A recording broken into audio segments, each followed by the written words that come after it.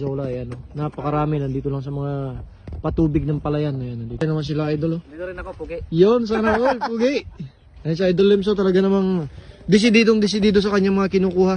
Kangkong, itong ito ang masarap na klaseng kangkong, mga puti. Yan, lami to idol sa tilapia. Oh. Yan, mga tayo nito. Ganda ng kangkong. Kuhol. Kangkong with kuhol.